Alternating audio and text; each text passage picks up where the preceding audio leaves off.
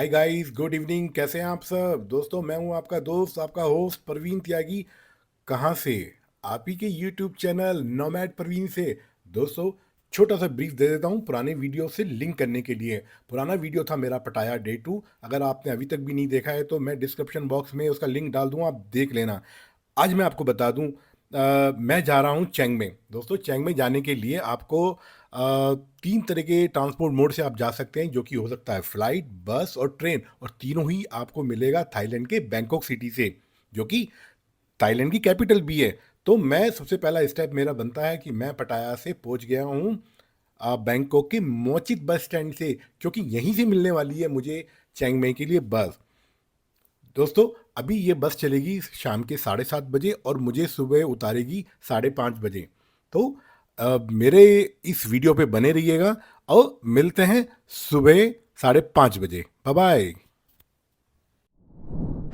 Good morning दोस्तों, कैसे हैं आप सब? उम्मीद करता हूँ सब अच्छे से होंगे। दोस्तों, मैं आ गया हूँ आज चेंग में और चेंग राय, दो अलग अलग ये हिल स्टेशन है यहाँ पे। चेंग में पहले पड़ता है और पौने 200 किलोमीटर आगे चेंग राय पड़ता है। तो ये अपने टेम्पल्स के लिए ये शहर बहुत मशहूर है। बहुत ज़्यादा टेम्पल्स हैं यहाँ पे और बड़ा ही ऑफ बीट एरिया है ये। टूरिस्ट थोड़े कम आते हैं, इंडियन स्पेशली, क्योंकि आपको पता ही है इंडियन ज़्यादातर पटाया बैंकॉक ही घूमते हैं। थोड़ा और हिम्मत मारेंगे तो फकेट करा भी चले जाएंगे, उसके अलावा कहीं नहीं जाते हैं। हाँ, लेकिन फॉरेनर्स ऐसी जगहों की तलाश में रहते हैं, वो लोग ऐसी जगहों को ढूंढते रहते हैं। तो मैंने भी सोचा कि मैं भी दिखाऊं। ऐसा नहीं है, कुछ लोग हमारे गए हुए हैं, एक दो यूट्यूबर ब्रदर भी हमारे गए हुए हैं, मैंने उनका भी वीडियो देखा हुआ है।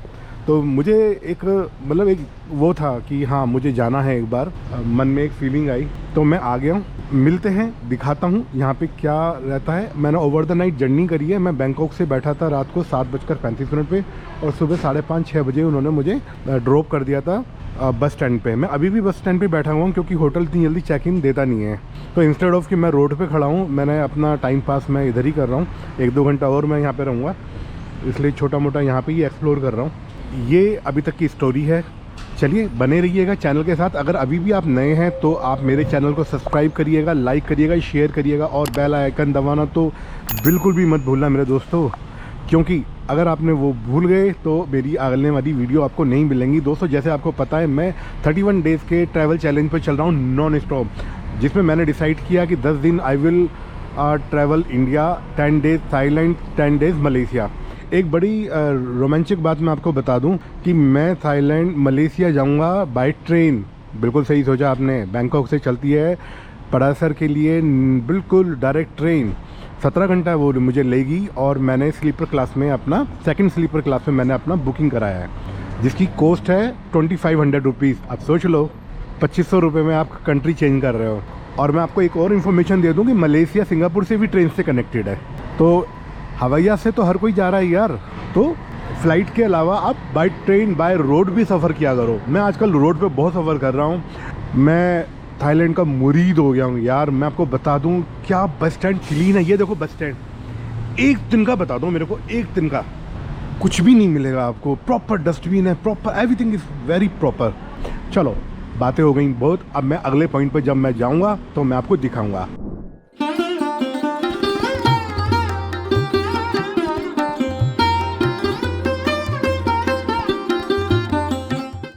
लो जी, आ गए मंदिर पे और वही हैं अपने विष्णु पुराण, उन्हीं की सारी मूर्तियां हैं।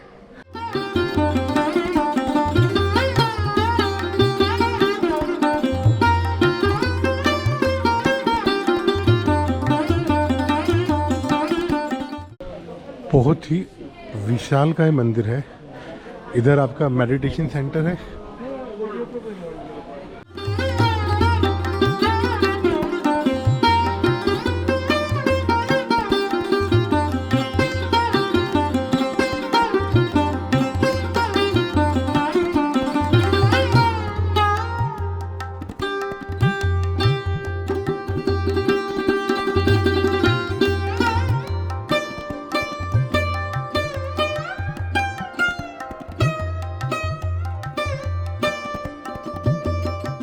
तो यहाँ मंदिर में प्रवेश करने के लिए कुछ बातों का ध्यान रखेंगे। एक तो आप अपने यहाँ पे शूज़ रिमूव कर दीजिएगा, साथ में यहाँ पे छोटे कपड़े अलाउड नहीं होते हैं। तो अगर बाय मिस्टेक आप शॉर्ट वगैरह पहन के आ गए तो यहाँ मंदिर में बाहर ही आपको कुछ नीचे लपेटने के लिए, कुछ पहनने के लिए मिल जाएगा, तो उसको पहन के ही ऊपर मंदिर में जाएं। चलिए मिलते हैं आगे। तो मंदिर के अंदर की कुछ खासियत मैं बता देता हूँ दोस्तों। मंदिर बहुत सुंदर है और इसमें बुद्धा जी की जो आपकी स्टेचूज़ वगैरह हैं वो सारी गोल्ड की हैं। गोल्ड की परत चढ़ी हुई है इन सब पे। और मैंने वहाँ लोकल से पता करने पे पता चला कि ये ओरिजिनल गोल्ड है, क्योंकि ये लोग मानते हैं कि गोल्ड जो है सिंबल है एनलाइटनमेंट का, प्योरिटी का और डिवाइनिटी का। तो इस वजह से ये गोल्ड को बहुत ही ज़्यादा पवित्र मानते हैं। और चैंग मेई में बहुत सारे मंदिरों पे गोल्ड की परतें चढ़ी हुई हैं और यहाँ पे इतने सारे टूरिस्ट आते हैं और टूरिस्ट के साथ में लोकल भी यहाँ पे आते हैं।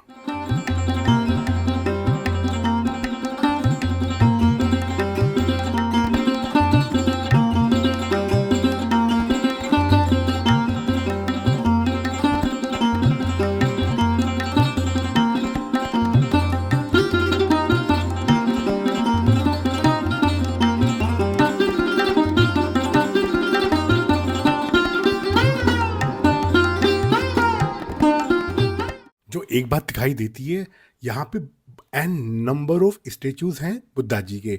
उनके आराम करने की पोजीशन में दिखाया हुआ है, उनको बैठने की पोजीशन में दिखाया हुआ है, उनको खड़े होके पोजीशन में, मतलब जितनी डिफरेंट पोजीशन हो सकती थी उस सब में बुद्धा जी के स्टेचूज आपको यहाँ पे देखने को मिल जाएंगे, जो कि देखने में बहुत सुंदर लगता है।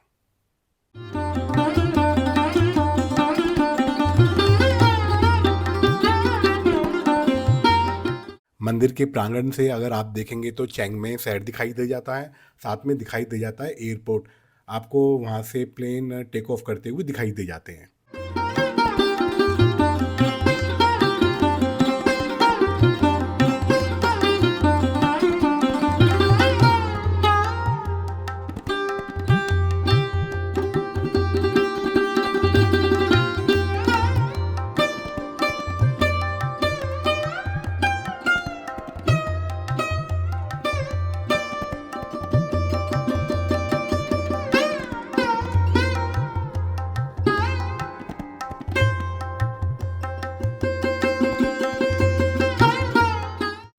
चलिए चेक करते हैं थाईलैंड में डीजल और पेट्रोल के क्या रेट हैं। दोस्तों अगर हम बात करेंगे डीजल की, तो डीजल वहाँ मिलता है 33.69 भाट, जो कि इंडियन करेंसी में होता है लगभग 84.225, मतलब लगभग 84.5 रुपये। तो इतने में तो हमारे यहाँ आराम से मिल जाता है। डीजल के रेट तो ऑलमोस्ट सेम ही है। तो दोस्तों मैं आपको बता दूं कि डीजल और पेट्रोल ऑलमोस्ट सेम है, इंडिया के बराबर हैं। तो इंडिया में और थाईलैंड में कोई तेल में डिफरेंस नहीं है। चलिए मिलते हैं अगले पॉइंट पे। आज मैं आ गया हूँ चैंग राय, और चैंग राय फेमस है अपने मंदिरों के लिए। अभी मैं जा रहा हूँ वाइट टेम्पल पे, और अभी लगेगा टाइम मुझे जाने में थोड़ा सा, तो थोड़ा सा सोचा कुछ खा लूँ, क्योंकि सुबह से थोड़ा सा ऐसे ही चल रहा है, हल्का फुल्का सा ही कुछ खाया था।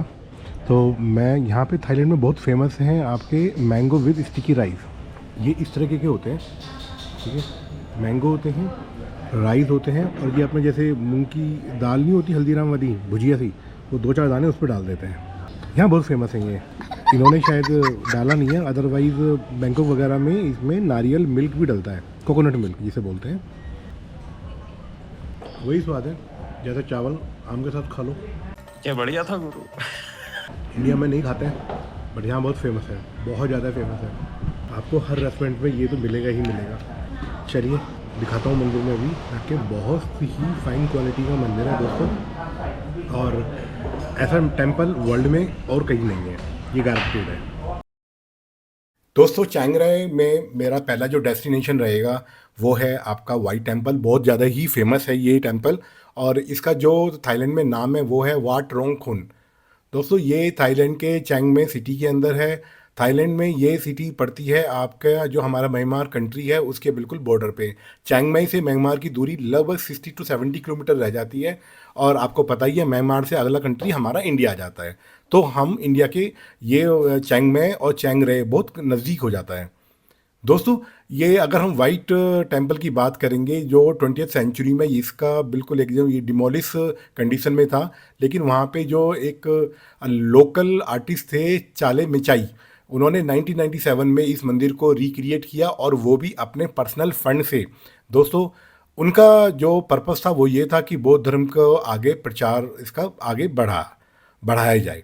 चांग माई है, चांग राय है, हिन हुआ हिन है, ये these are the cities in the Thailand जो अपनी सभ्यताओं को शो करते हैं। जो आर्किटेक्चर यहाँ पे बना हुआ है वो आप मान के चलिएगा कि कहीं और मिल नहीं सकता आपको, बहुत सुंदर है। अब ये यहाँ पे दिखा रहे हैं कंकाल पड़े हुए हैं, इनका कोई मतलब है कि क्या हो रहा था, आई डोंट नो।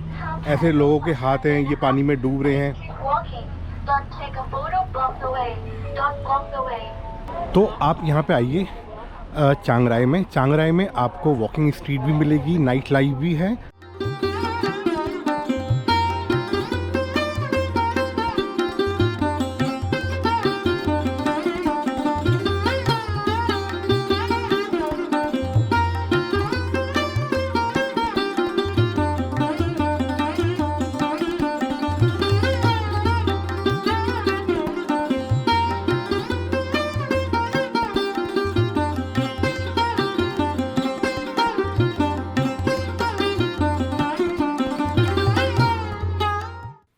और इस मंदिर में सफ़ेद रंग की संरचना है, इसका जो आर्किटेक्चर है बिल्कुल वाइट कलर का, और इसके अंदर जड़े गए हैं ग्लास के छोटे छोटे पीस। ये आप देखिए कितना बारीकी से काम किया हुआ है, कंक्रीट के साथ में ये ग्लास का इन्होंने इस तरह से डिज़ाइन बनाया हुआ है कि जो अब देखो कितनी मेहनत से बना हुआ है, ये कितना सुंदर इस वजह से लग रहा है ये, जो कि माना जाता है कि बौद्ध धर्म की ज्ञान की रोशनी को आगे ये बढ़ाता है। मंदिर को पहुंचने के लिए एक छोटा सा इन्होंने पुल बनाया हुआ है, पुल को पार करके ही आप मंदिर में पहुंच सकते हैं, और उसकी तरफ वहाँ पे एक तालाब सा बना दिया है। और ये आपको इतना सुंदर लगेगा दोस्तों, बहुत ही ज़्यादा एकदम डिफरेंट ऐसा मंदिर मैंने तो कभी नहीं देखा है, और मुझे लगता नहीं कि पूरे वर्ल्ड में इस तरह का मंदिर है। लेकिन मैं आपको बता दूं, इस वहाँ के जो कुछ लोग बताते हैं कि ये मंदिर से ज़्यादा वहाँ पे एक टूरिस्ट डेस्टिनेशन बना हुआ है। तो आप इसे किसी भी तरीके से देख सकते हैं, बौद्ध धर्म के हिसाब से भी देख सकते हैं, और इसे एक एज ए टूरिस्ट डेस्टिनेशन भी देख सकते हैं। अद्भुत है भाई, अद्भुत, बहुत सुंदर, बहुत ही छवि बिखेरता हुआ। मंदिर के अंदर की भीतर की जो दीवारें हैं वो बहुत ही ज़्यादा लेटेस्ट, और जो आर्ट वहाँ पे जो बनाई हुई है उसका एक मिश्रण देखा जा सकता है। यहाँ पे सुपर हीरो, कार्टून कैरेक्टर, और कुछ कुछ जो वहाँ पे इंसिडेंट हुए हैं उसका भी आर्ट के द्वारा वहाँ को उस समाज की, आधुनिक समाज की यहाँ पे क्रिटिज्म किया हुआ है। तो हम उस बात में बहुत ज़्यादा जाएंगे नहीं, और मैं आपको बता दूं मंदिर का निर्माण 1997 में हुआ ही था, और अभी तक भी उसका काम समाप्त नहीं हुआ है, कुछ ना कुछ वहाँ पे काम होता ही रहता है। ये मेटल की इन्होंने लीफ लगाई हुई है, कितना कितना टाइम है यार इन लोगों के पास करने के लिए। देखो कैसे इन्होंने पूरा सजाया हुआ है, लुक लाइक मेटल स्ट्रीट। दूर से, जितना दूर से जा रहे हो उतना और सुंदर लग रहा है।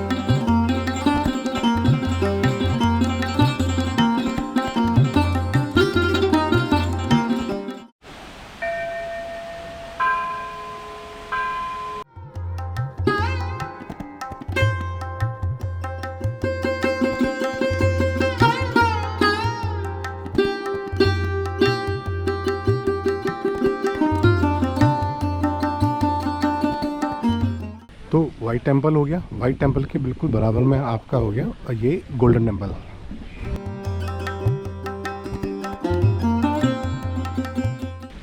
ये इन्होंने यहाँ पे गणेश जी का फोटोग्राफ लगाया हुआ है, अगर आप ध्यान से देखेंगे तो। ये भी एक प्रतिमा है, ये भी गणेश जी की है, और ये भी एक प्रतिमा है, और ये भी गणेश जी की है। चलिए अब हम मिलेंगे आगे दूसरे मंदिर पे।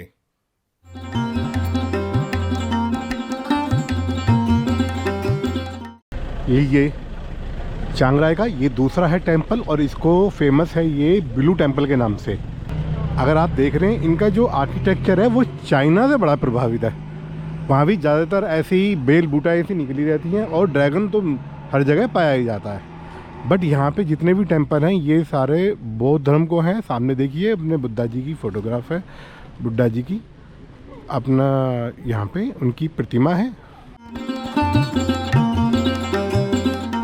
ये पता नहीं इसमें से क्या ये निकल रहा है, पानी में स्टीम निकल रही है, होगा कोई फंडा इसका। ये देखिए कितनी कितनी अच्छी सुंदर बुद्धा जी की प्रतिमा है ये। ऑसम यार, ऑसम।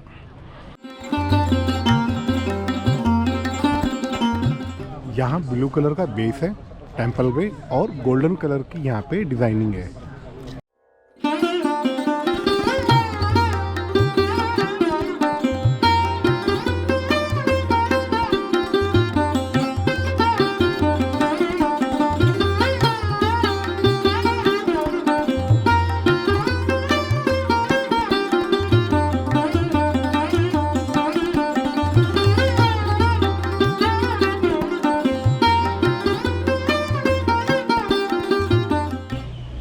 पता है कई बार ऐसे ध्यान आता है यार ये तो हमारे भगवान है गणेश जी। अब मैंने आज जब गणेश जी की चांग माई में वो फ़ोटो देखी, मतलब वो प्रतिमा देखी, तो ऐसे लग रहा था मतलब कि यार ये तो गणेश जी तो हमारे हैं, ये यहाँ क्या कर रहे हैं। लेकिन फिर देखा भगवान तो सभी का है। ये बड़ी अच्छी बात कही आप। नाम अलग हैं, प्रतिमाएं अलग हैं, तो हर जगह की अपनी एक मूलभूत आस्थाएं हैं, जो जैसे मान ले वैसे ही ठीक है। ये देखिए कितनी सुंदर है।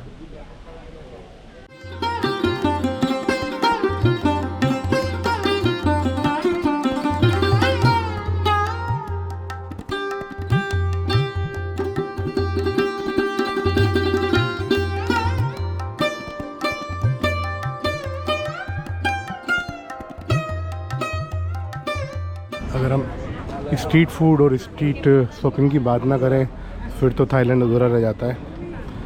ये देखिए बनाना केक, बनाना पैन केक।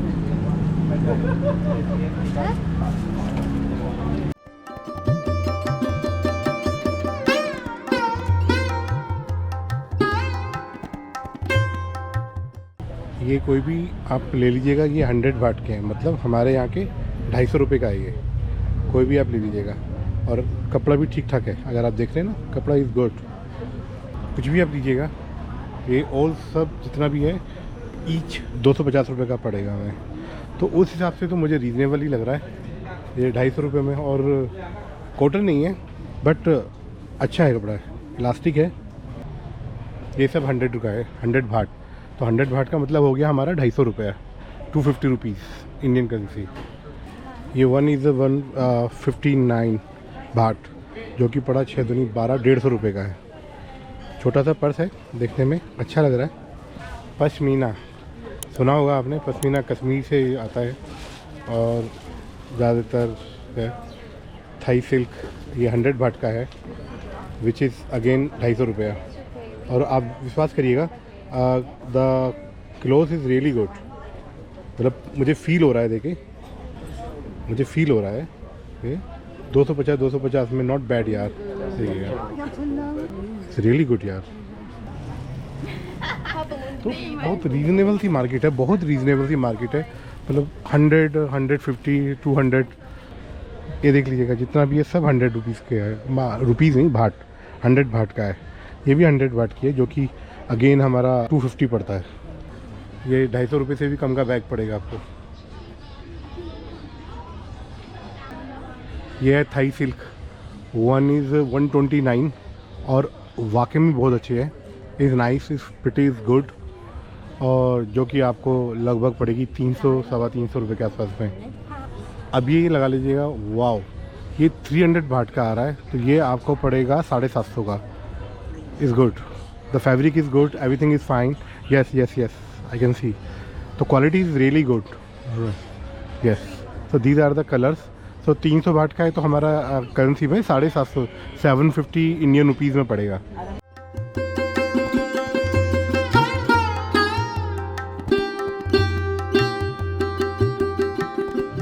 दोस्तों, ये चांग राय का नाइट मार्केट है, रात का बाजार बोलते हैं इसे। अच्छे अच्छे सोवेनियर्स, ड्रेसेस सब आपको यहाँ देखने को मिल जाएंगी, अब वो भी आपको मैक्स टू मैक्स 100 to 150 बाट, मतलब 250 से 450 के बीच में।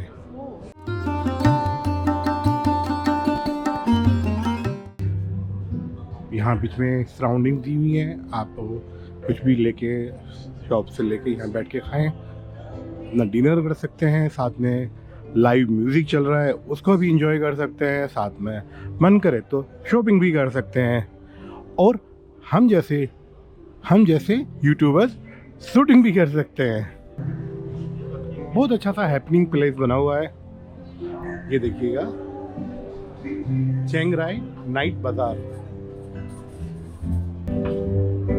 बस आपको आइडेंटिफाई करना है कि if you are not eating chicken या नॉन वेज, पोर्क, बीफ, क्योंकि यहाँ बहुत कॉमन है मिलना, बहुत कॉमन बोले तो बहुत कॉमन है। अगर केवल आप चिकन ही खाते हैं तो आपको उनको 2 बार रिपीट कराइएगा, sir no pork no beef please. और एग तो यहाँ पे वेजिटेरियन में ही आता है, तो वो भी उनको बताना पड़ेगा कि वेजिटेरियन मतलब vegetarian, no egg, no chicken, no pork, no beef, ठीक है। और 1-2 बार रिमाइंड करिएगा। ये लाइव म्यूज़िक चल रहा है आपका,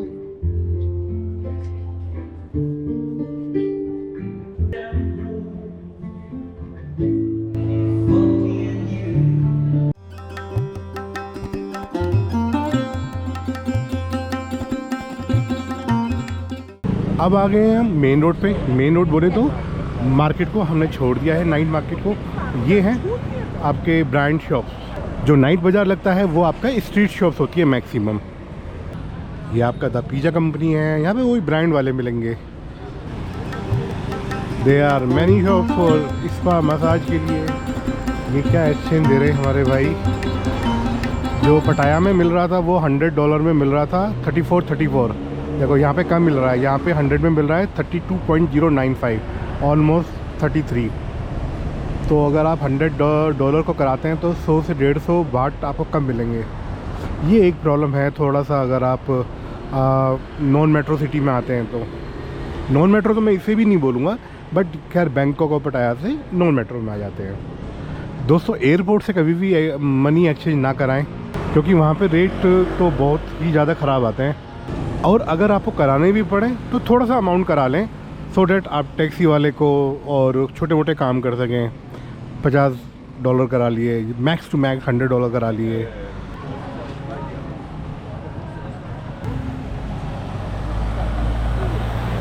चलिए, आज का वीडियो मैं यहीं समाप्त करता हूँ। कल मैं यहाँ से निकलने की कोशिश करूँगा, क्योंकि चांग राय जाना जाता है मंदिरों के लिए, जो कि मैंने आज पूरे कर लिए हैं। आपको मेरा वीडियो कैसा लगा? दोस्तों, बहुत मेहनत हो रही है। मैं 31 डेज़ के लिए घर से बाहर निकला हुआ हूँ। 1 जनवरी को निकला था और आज हो गई है 16 जनवरी। मैं थाईलैंड के चांग राय शहर में हूँ और मैं अब फुकेट की तरफ निकलने वाला हूँ। मुझे पहुँचने में 2 दिन लगेंगे, क्योंकि बीच में होल्ड लेना ही पड़ेगा। लगातार जर्नी करना थोड़ा सा दिक्कत हो जाती है, क्योंकि ओवर द एक डे में तो मैं बैंकॉक पहुँचूँगा और बैंकॉक से फिर दूसरे दिन मैं फुकेट पहुँचूँगा। आप ऐसे मान के चलिएगा, अगर मैं फुकेट की बात कर रहा हूँ तो हम मलेशिया के नज़दीक हैं, और जहाँ मैं खड़ा हूँ चांग राय, तो हम म्यांमार के नज़दीक हैं। मैं अपने देश के नज़दीक हूँ। मेरे देश में और मेरे में केवल म्यांमार करके एक बिल्कुल वो कंट्री आती है। आप मान के चलो मैं बॉर्डर पे हूँ, थाईलैंड के उस बॉर्डर पे हूँ, थाईलैंड और बर्मा वाले बॉर्डर पे ही हूँ ऑलमोस्ट। ज़्यादा से ज़्यादा 50 किलोमीटर का फ़र्क होगा, क्योंकि मैंने यहाँ पे लाओस के लिए भी बस देखी है। तो लाओस, कंबोडिया और म्यांमार ये पास पास में ही हैं।